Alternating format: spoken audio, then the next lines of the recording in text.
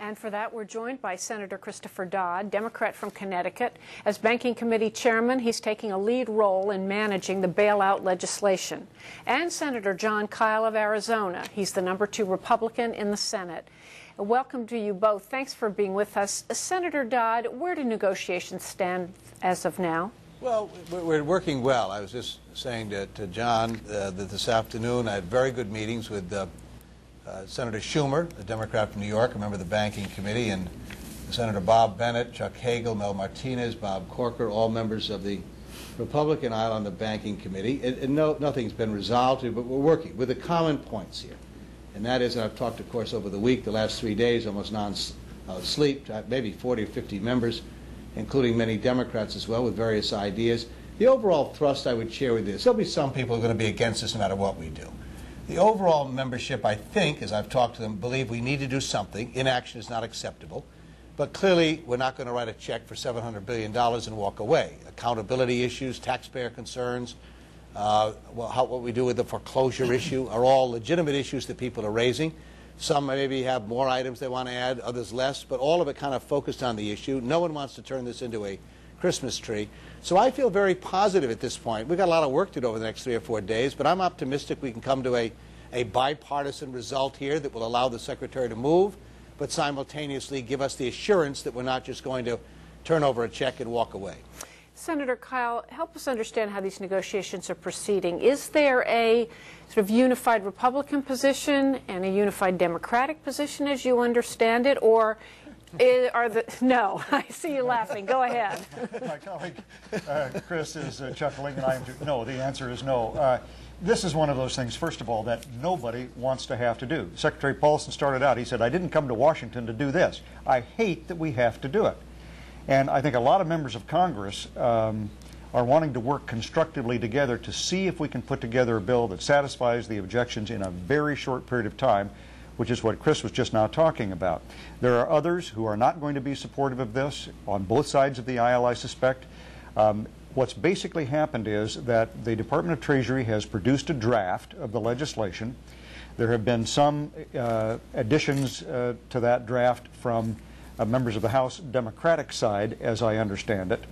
I have been trying to get some ideas to the Treasury Department. Chris just mentioned the meeting that he's had.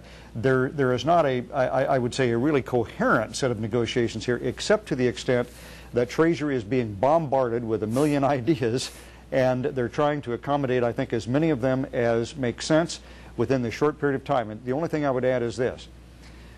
If this is going to be done, some of the good ideas on both sides of the aisle are going to have to await another day. Part of the necessity here is to get this done with alacrity. I think the market's reaction today is a good indication that we don't have a whole lot of time to get this done. So there are some good ideas and some maybe not so good ideas that are going to have to be left to the side for another day if we're going to get it done. Senator Dodd, help us with the process here. Senator Kyl said some of his fellow Republicans, or he's channeling some Republican suggestions to Treasury. Is that the process, or are you writing an amended bill, essentially? Well, again, and John is right. There's not a coherent approach on this point because we're doing something extraordinary. John and I were in the room last Thursday evening when we heard some rather dramatic descriptions of the condition of our economy. We have about a week or so left here before we adjourn, before the elections. Normally you'd have a bill in the Senate, a bill in the House, you'd go back and forth, and this would take a normal amount of time where good ideas would be explored, examined, and rejected or accepted. We're trying here to bring everyone together at one moment in time on an extraordinary request. This is twice the cost of the Iraq War, $700 billion. In 41 days, we're going to have a new president. I presume within hours after that choice being made, they're going to announce maybe who the new Secretary of the Treasury is apt to be. So it isn't just this Treasury or Treasury Secretary, but the one that will follow this one, who will also be charged with handling all of this, and therefore there are legitimate questions. Can we do this? John's correct. We need to move quickly. I would add, and I would hope we'd all agree, it's just as important we do this correctly if we can. That we don't want to look back, because there isn't a second act to this. There's not another $700 billion if this plan doesn't work for us to come back to. So while it's important to move quickly, it's also important to move with a clear purpose in mind as to how this will work. The accountability provisions are very important to people. Secondly, of course, making sure that taxpayers are going to be protected and first in line if we hope, as we do, that these assets will eventually produce revenues that can come back. So I'm trying to build a consensus with my committee, Democrats and Republicans, where I can, to be able to say to the leadership, we've got something working here, working with Barney Frank in the House, as I know he's trying to work as well, and then simultaneously with the Treasury, so that they will accept these ideas or give us a good reason why they ought to be rejected. And hopefully we can do that in the next 2 or 3 days. Now, Senator